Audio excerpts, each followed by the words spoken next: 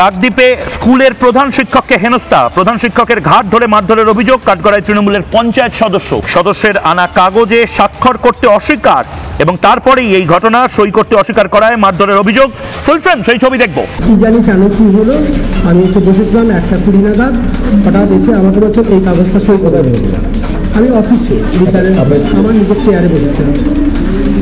এবার তিনি বলছেন এই কাগজটায় লেখা আছে সমস্ত বিভিন্ন ধরনের মিথ্যে কথা, আমি রিসিভ করবো কেন?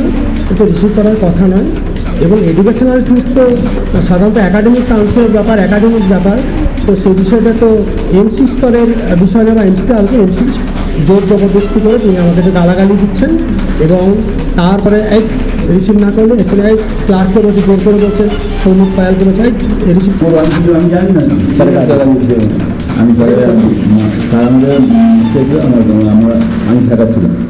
উনি হচ্ছেন বর্তমানে একটা ভবনের নামে টাকা তুলি, সেই টাকা তুলতে গিয়ে উনি হচ্ছেন কোনো এমসির কোনো রিপোর্ট নেয়নি, রিপোর্ট পারমিশন নেয়নি। সেটা আমি একটা রিসিপ্ট দিতে গেছিলাম, ক্লার্ক রিসিপ্টটা দেয়, কিন্তু ওনার কাছে রিসিপ্ট সিল আনতে যাওয়ার পর উনি কাগজটা নিজে ফেলে দেয়।